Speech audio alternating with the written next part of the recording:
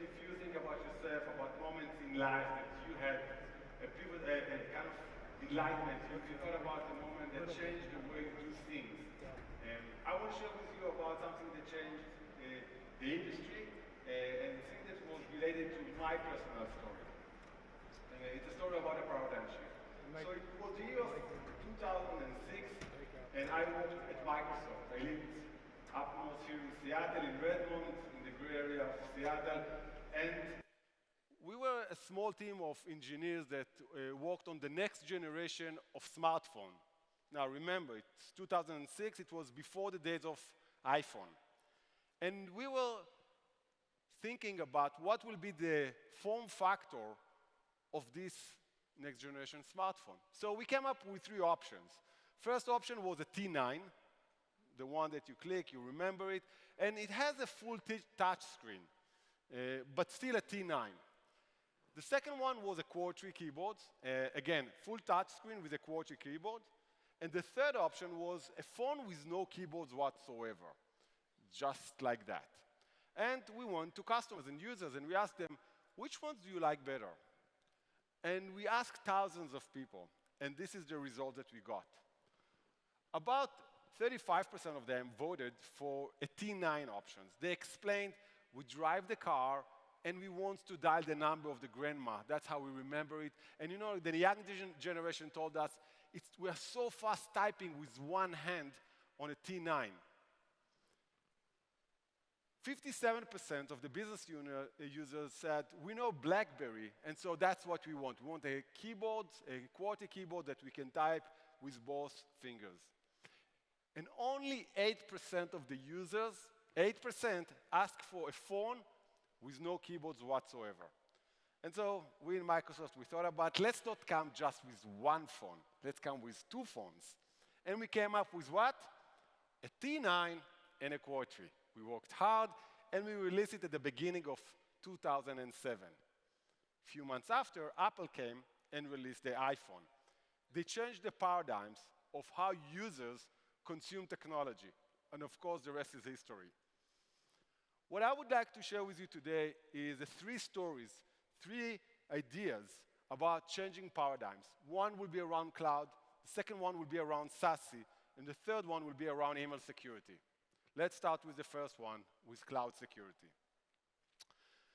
Before I'm starting the paradigm shift of cloud security, I want you to be aware that we in Checkpoint, we're investing and we're believing heavily in cloud security, and today we have more than 3,700 customers who use Checkpoint to secure the cloud application in AWS, Azure, GCP, and we secure more than 800 million assets in the cloud. We are recognized by different type of analysts as the leader of cloud security, for the #1 for network security in the cloud, and the only vendor that provides preemptive security for things like Log4Shell, Log4j, MoveIT, and things like that, that are important to prevent in the cloud. So what's the story about the paradigm shift in the cloud?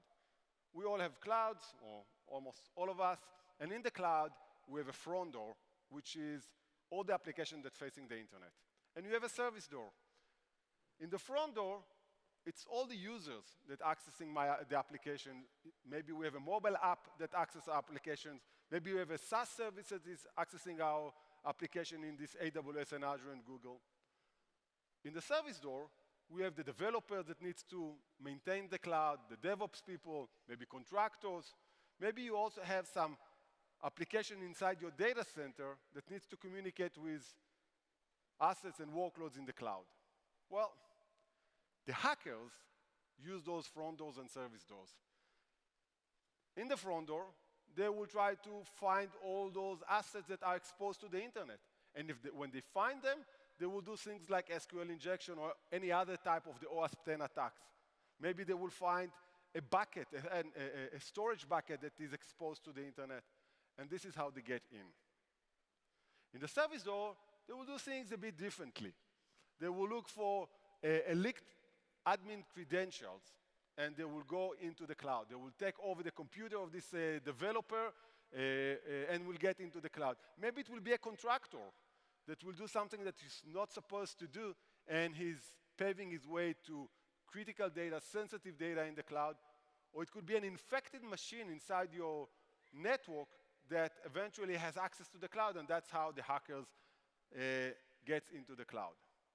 Once inside the cloud, he will find a lot of different type of vulnerabilities and risks alongside of sensitive data and critical applications. He will find exposed secrets, might be. He will find over-permissive identities. He will find sensitive data, vulnerabilities, exposed assets, misconfigurations in the cloud, many, many different types of vulnerabilities. And you know what? You will have them in the thousands in the cloud. Not few of them, thousands. That's the reality. Now, what would you do? Well, you would go and say, let's fix all the vulnerabilities, all those risks, all those issues. And you will find yourself working real, real hard to fix them. But the reality is that the cloud is so dynamic, and the developers will continue developing more and more applications, more and more code, and you will end up having more and more issues and risks and problems inside your cloud. So if the hacker got inside your cloud, doesn't matter through the front door or the service door, he will pave his way through those risks and issues into the PII data that you have in the RDS database, for example, and he will steal it. What we see is that we are facing a real problem to secure the clouds today. We have too many risks in the cloud.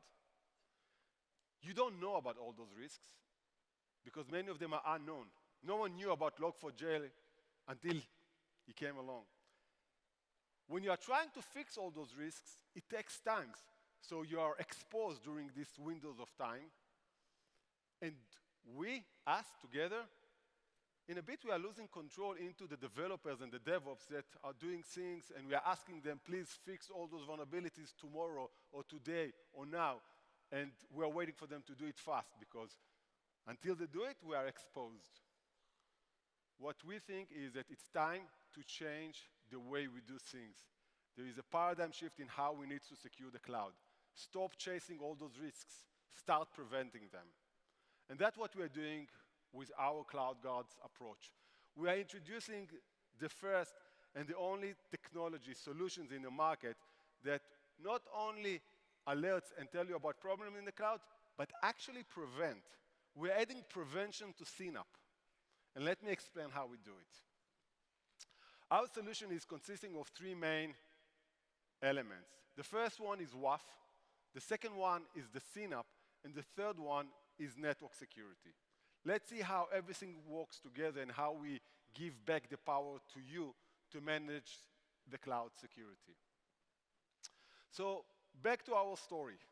We have this cloud with all the assets that we need to secure. The first thing that I would recommend you to do, put a WAF. Put a WAF that protects your front door. But not only that protect your web application, more and more what you need is to protect the APIs. You have so many APIs connecting between your mobile application and your backend cloud application, between different types of applications, inside and outside your cloud, between different clouds. And now, you don't want to use any type of WAF. Think about it. Does the WAF give you AI security? Does it really give you the highest level of preventions against known and unknown? Can you use the same level of WAF security across your AWS, your Azure, maybe your on-prem application inside your data center? We are very proud with our WAF. Our WAF is the only WAF in the market that preemptively protects things like Log4Shell, MoveIT, Text4Shell. For other vendors, it takes weeks to prevent them, and every time there is a new variant of this attack, it takes them additional few weeks to prevent them. The second recommendation, very simple. Put a network security, cloud network security, to protect your cloud in the service door, in the front door, and to macro segment your cloud. It's very important. Not all applications in the cloud only communicate over HTTP or HTTPS or RESTful APIs. You have other protocols.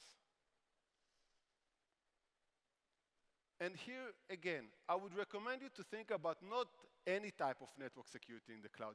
You want your network security to give you the best threat prevention.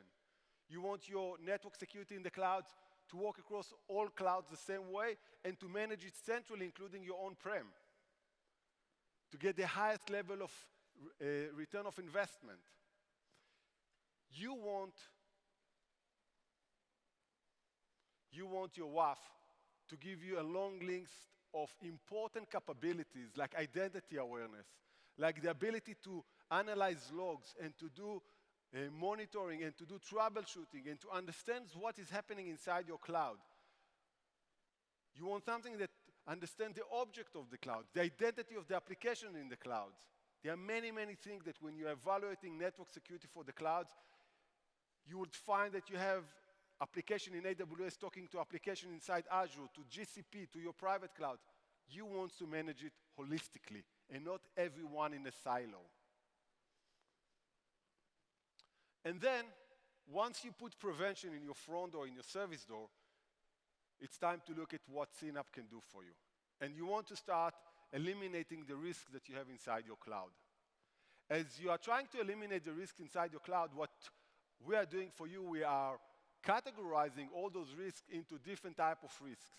Could be workload protection, that we are looking things that you have vulnerabilities and issues inside your workloads. It could be a technology that we have detection and response. We can look at posture, misconfigurations that you have inside your cloud. Someone did a mistake in the way he configured the cloud. It's very, very important for you, by the way, also for the compliance reasons.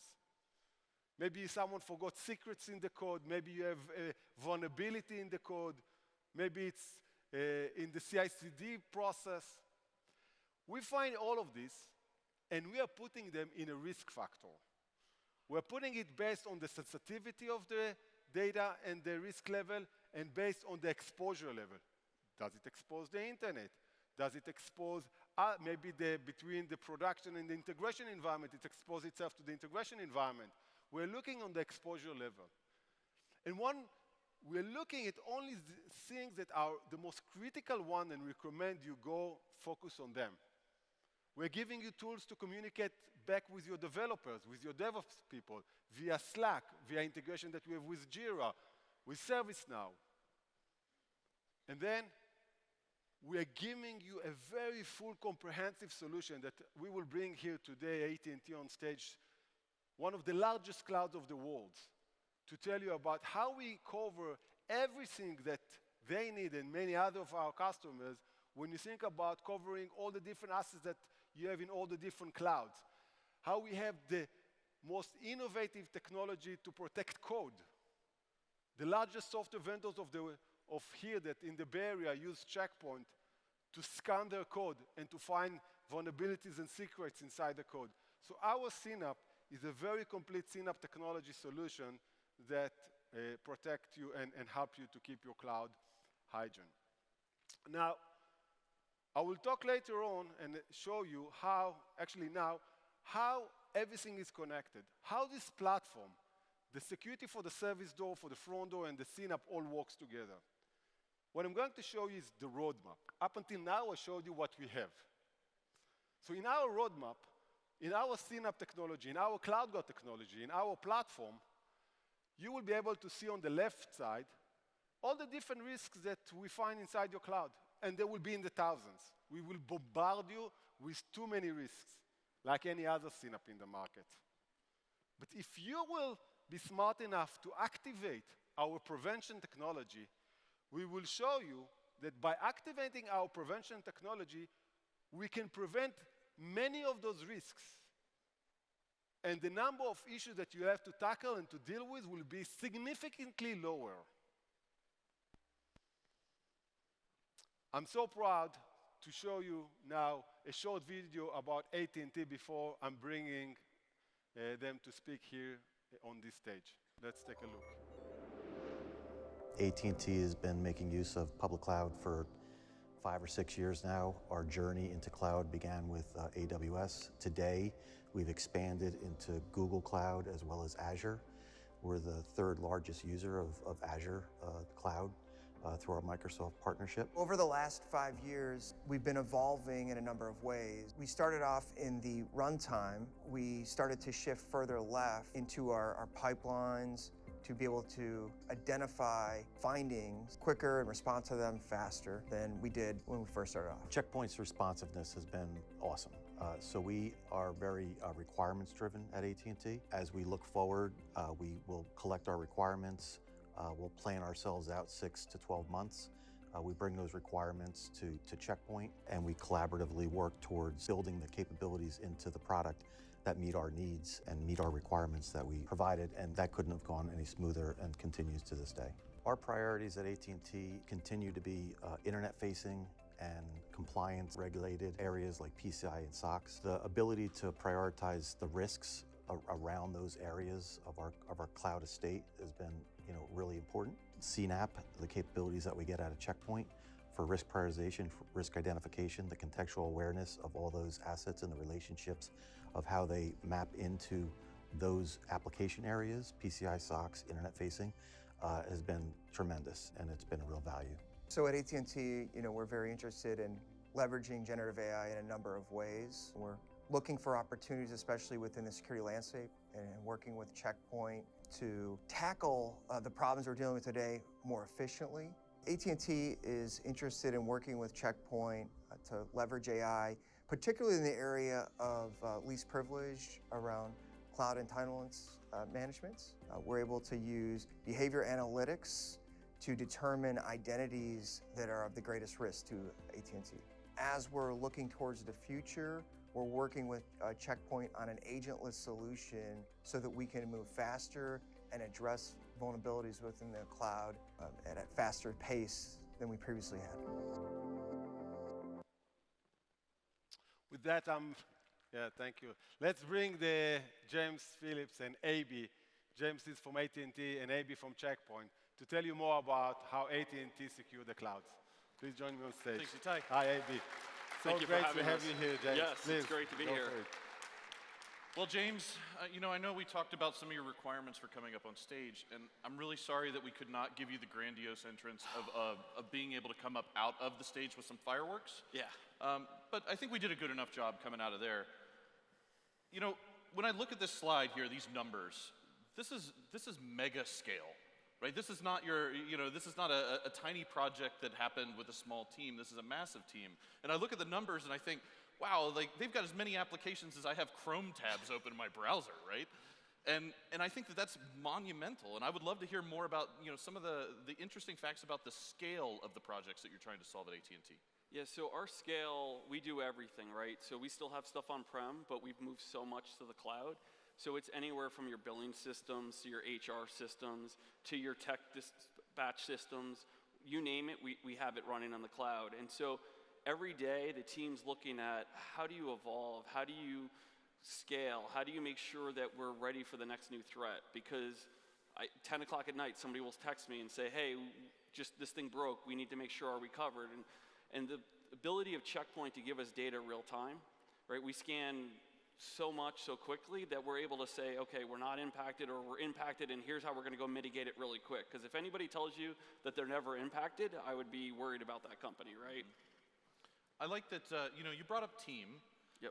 I think that's one of your secret weapons. I get to work with Sean and Ed and Joseph from your team, and it feels like they're an extension of my team.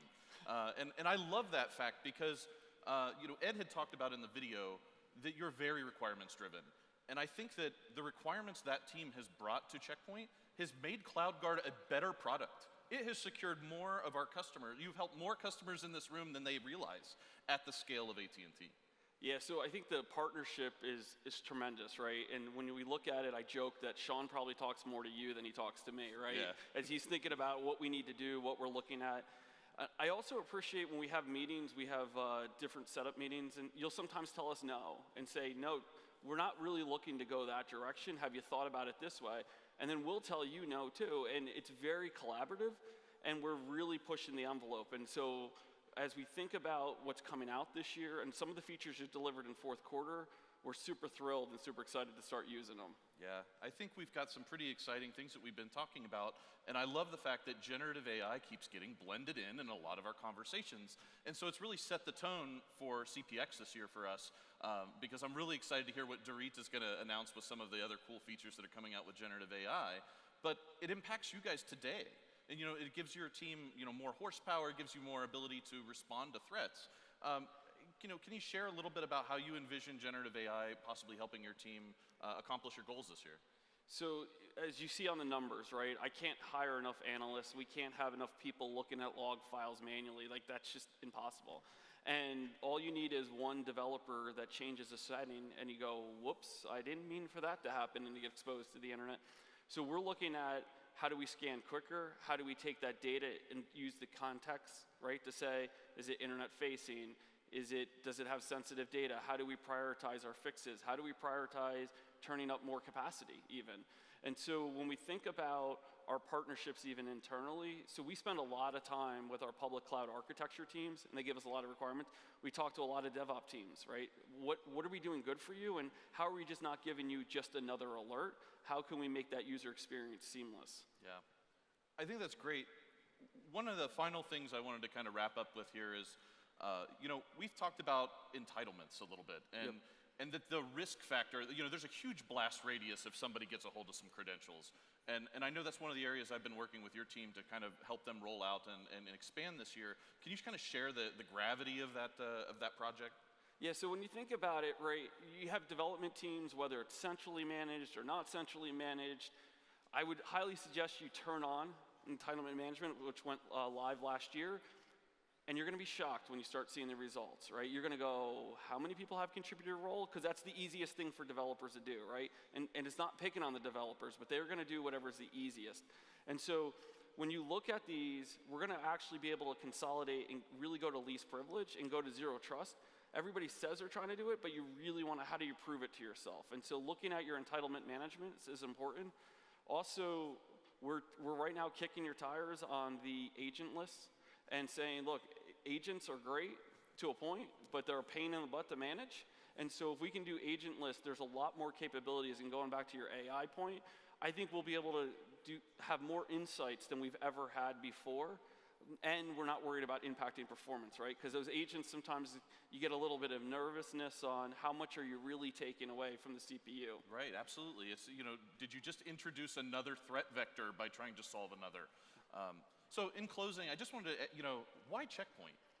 So we've had a long relationship with Checkpoint for many years, and then we've actually been using CloudGuard now since 2017. And especially the last 2 years, your pace of innovation has been tremendous. All the way through from the account teams who work with us, they didn't disappear after deals were signed and go away, all the way to UAB and all the way to your leadership teams, right? Like, I don't have to call anybody. My team calls you and we can just get stuff done. So it's the partnership is probably the most important thing. I love it because it was our theme this year, #OneTeam, and it's still one team when we work with our customers. Yep. James, it's a pleasure to have you on stage. Thanks, everyone. Thank you. Thank you, Itai. So, to summarize the cloud, we have in Checkpoints today a huge portfolio of cloud security. It's a portfolio with 8 different models, from network security, WAF, CSPM, CWPP, all those different buzzwords that eventually comes with more than, actually 52, and now we're working on the 53 modules of security for your cloud. Everything running on one platform, everything managed centrally, which is extremely important. We go back into our Infinity, into our platform. And my recommendations for you would be, again, you want to stop chasing all those alerts, you want to prevent them. You want technology that is AI-powered, cloud-delivered. And let's see this video. When you do business in the cloud, your security tools are everything. At first, there were just a few of them, until one day, there were many. That's why the CNAPP was created and continues to be the fastest-growing cloud security technology today.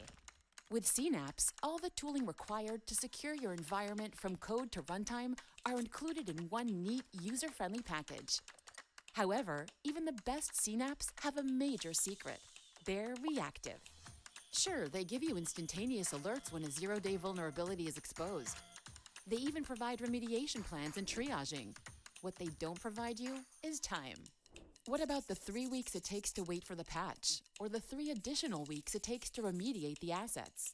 That's a lot of time to be exposed, risking money or worse, customer trust. But what if your CNAP could stop an attack before it happened? That's exactly what we've built into CloudGuard. Introducing the world's first and only CNAP with an extra P for prevention.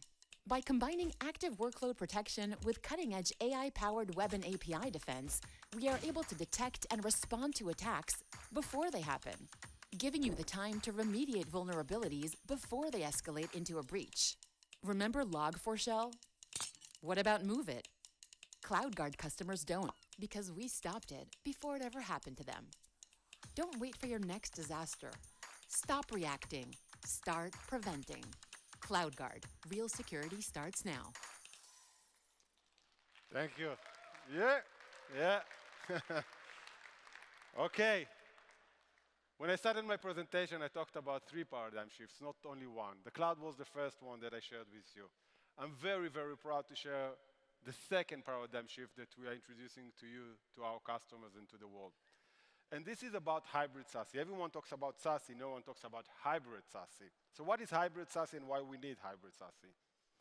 So let's go back into the year of 2015. It was simpler. We worked from the office, and when we wanted to access the application, they were in the data center. So we connected the branch offices to the data center over VPN. And when we wanted to access the internet, we went through our gateway that protects us when we go to the internet. Now, we had the cloud. So we use the same gateways, whether they are in the branch office or in the data centers, to allow us secure access to the cloud. And then, in the year of later on, we started to work more and more outside. We started to have remote users, and of course, with COVID, more and more, and everyone worked from home. And as we started to work from home, we wanted the remote employees to access the cloud, to access the data center, to access the internet. Boom. Now, this whole thing became complex. It becomes complex because we had bad user experience, sending all traffic back into the data center to do the security, or the scalability issues when we had more users outside and more cloud applications all over, and people traveled the world, and the agility was not so good, and we looked for a different solution. And different vendors came with their own SASE solution. And they recommended to move the security into the cloud, and allowing remote users and offices, as they go to the internet, as they go to the cloud, as they go to data center applications, let's send them all to a cloud, and we'll do all the security in the cloud. It sounds great, but it also has some problems. We solved some problems with different problems. The problems that we had right now is that by sending all traffic into the cloud, we are creating some internet slowdowns. Again, I'm traveling the world, I don't know where is my cloud, I need to redirect all my traffic to the cloud, and then going back to the internet. I'm a Checkpoint employee, I'm traveling to the US. Where my traffic goes? Does it go to the cloud in the US, or the cloud that I have in Europe, or maybe, where does it go?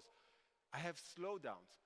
And then, if I'm a European guy, or if I'm an American guy, and I'm traveling the world again, who's opening my traffic? Where is it? Where is it resigned? All the privacy issues. And the cost. Think about it. We take all the traffic of all the remote users from all over the world, we redirect it to a cloud. Most of the time it's based on AWS or Azure, but can be also Aquanix, doesn't matter. We have to pay for this. We have to pay to open the traffic, for the compute. We need to pay for the SSL. It's expensive. And if it's expensive for us as a vendor, it will be expensive for you as a customer. We used to pay a few dollars per user per year for internet security. Now we are paying close to $70, $80 per user for internet security. It's insane. So we went and we asked customers what is important for you. And what they told us is that 3 things, as Eyal mentioned before. The user experience, when I'm accessing application on the internet, I want it to work fast, no latency. I want to have very, very good security.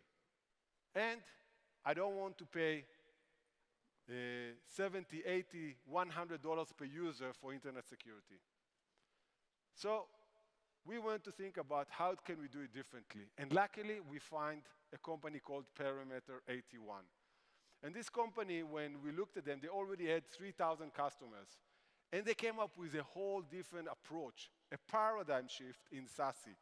I'm very, very proud to bring on stage Amit Barekets to join me, the founder and the CEO of Perimeter 81. Amit, so good to have you with us.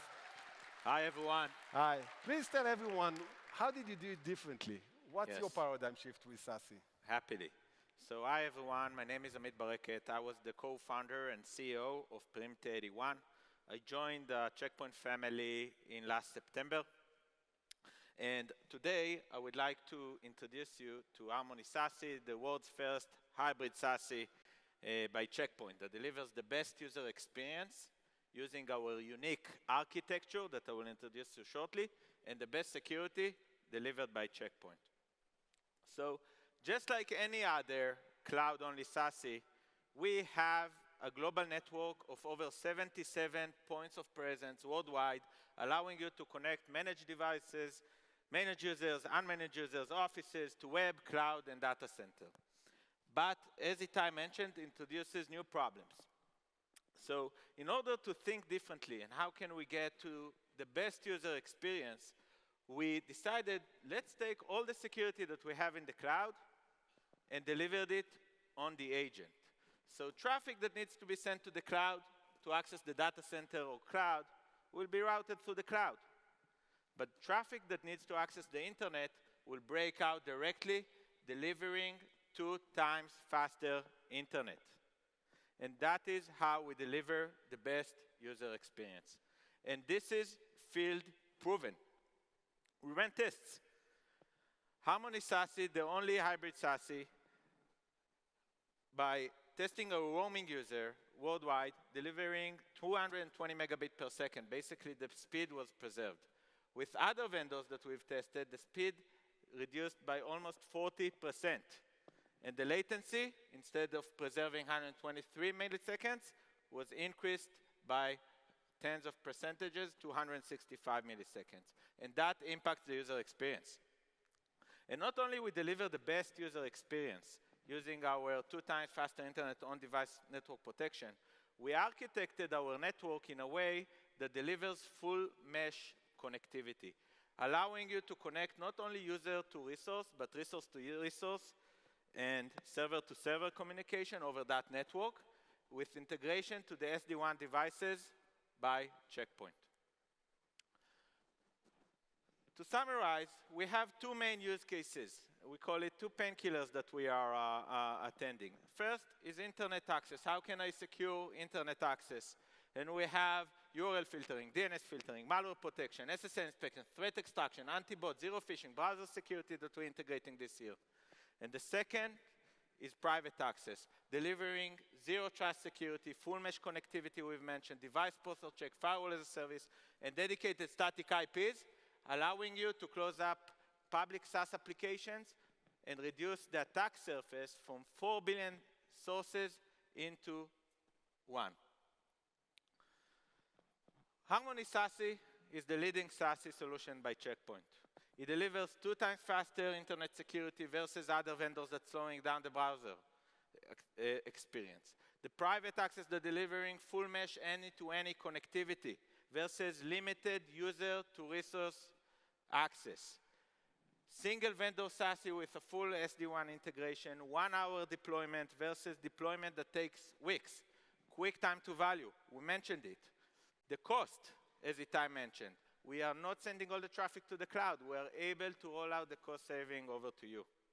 And of course, the best security by Checkpoint that delivers 99.8% threat prevention. To conclude, Harmony SASE is the world's first hybrid SASE. It's a game-changing SASE solution that delivers the best experience and the best security. With that, I would like to invite a colleague of mine, another founder that joined the Checkpoint family, the co-founder and CEO of Avanan, today the VP of Email Security, Gil Friedrich, to introduce the third paradigm shift that Itai promised. Thank you, everybody. Thanks, Amit. Thank you, Gil. Will we see you at the party tonight? Of course. I'm behind you. Thank you. So, Checkpoint is known for many things, and I'm not sure everyone knows, but the party at CPX is amazing. The party is tonight, so if you thought about skipping the party, don't. All right, so we heard about two paradigm shifts. We heard about cloud, we heard about SASE, and we'll soon learn about email. Sometimes the trigger is not something we did, right? With cloud, we moved our services to the cloud. We had to secure them. With SASE, it was the work from home that allowed us or pushed us to do security differently. And with email security, it's really Microsoft and Google that took our on-prem email and moved it to the cloud. This is really the catalyst to what we've done and the paradigm shift we've created in email security.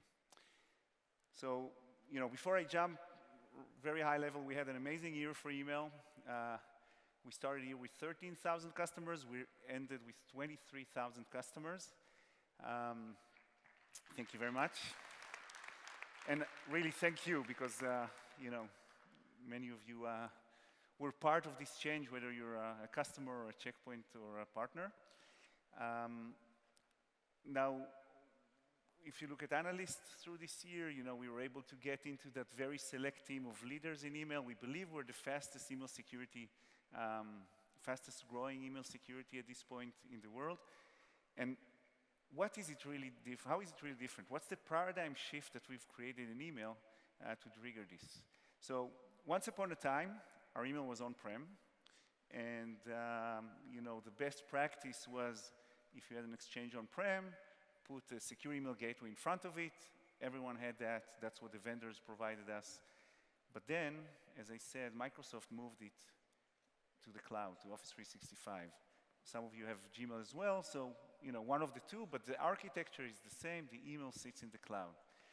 And at this point, what the other vendors, the traditional email security vendors did, they asked themselves the question not, how do I secure email in the cloud? They asked the question of, how do I adopt the technology I already have to secure email in the cloud? And so they took that secure email gateway and put it in front of your 365 or Gmail. And that was not the optimal way to secure email in this scenario.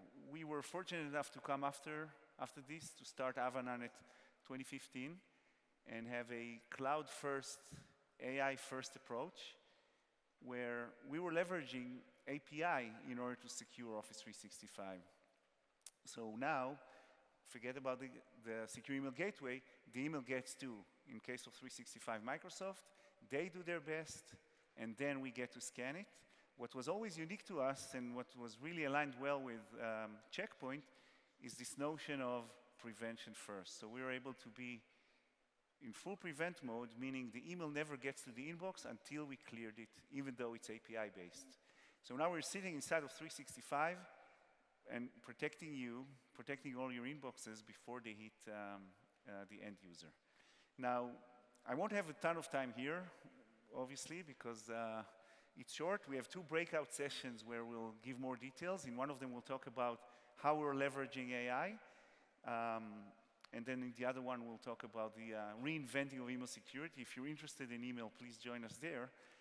But I'll just touch quickly about the results that we were able to get with this approach. So you can see some of the traditional vendors and the results they were providing versus us.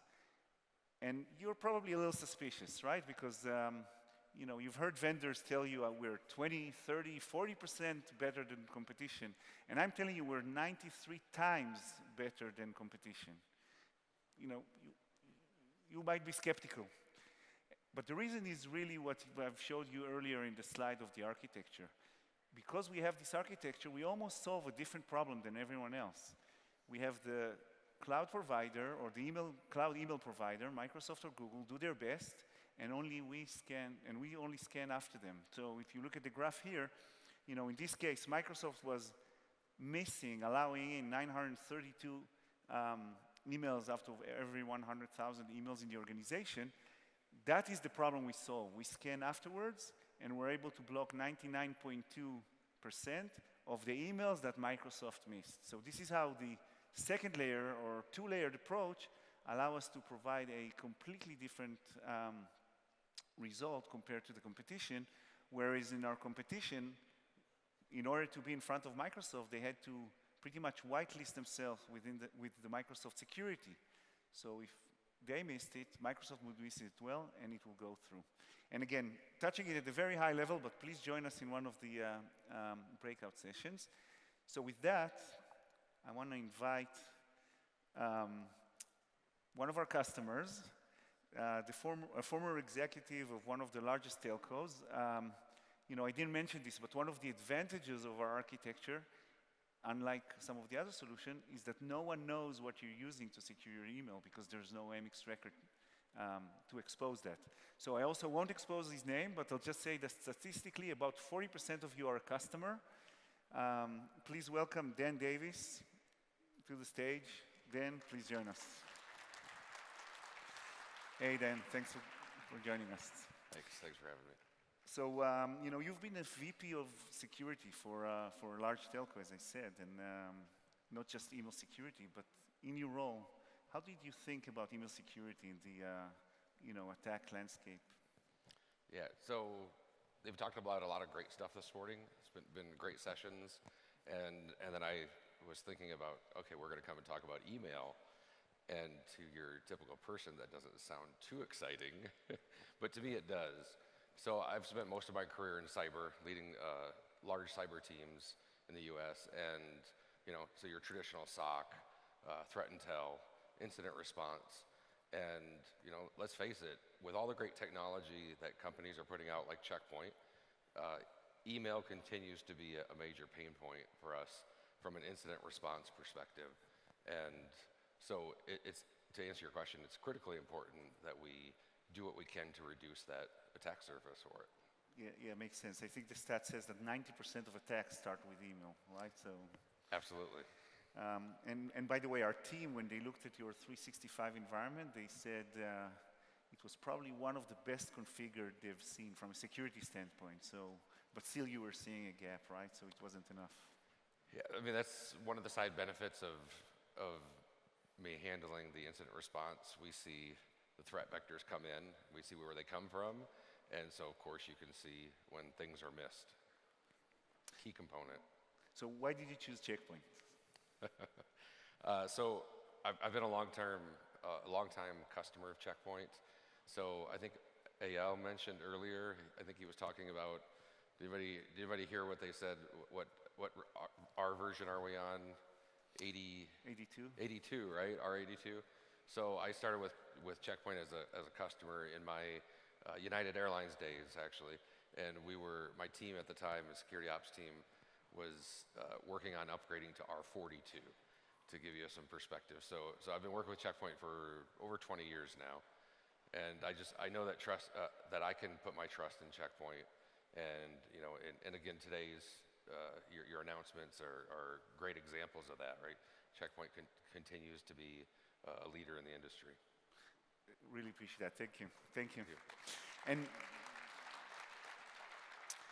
even though you were a customer and built trust over years and years, I have to admit that you still gave us some hard time, you know, making sure we also had the best email. So, so now you've been a customer for over a year. You know, what was the outcome? What was the experience? Yeah. So I'll reference back to something that Gil said earlier, the other Gil, and he talked about the fact that just one email, right, just one compromise is all it takes to really impact an organization, and that's the way that we looked at it as we looked at maturing our security posture at my most recent company.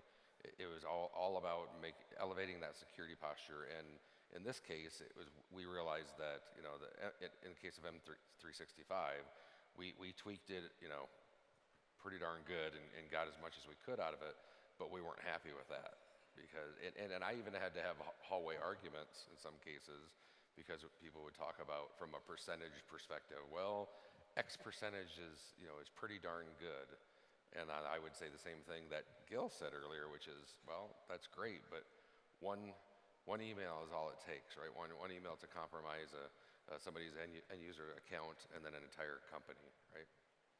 Yeah, and soon after you also looked beyond email. You expanded to DLP, to some of the other lines of communication with our solution. So I guess that's the best vote of trust, right? You put your money where your mouth is. So really appreciate that as well.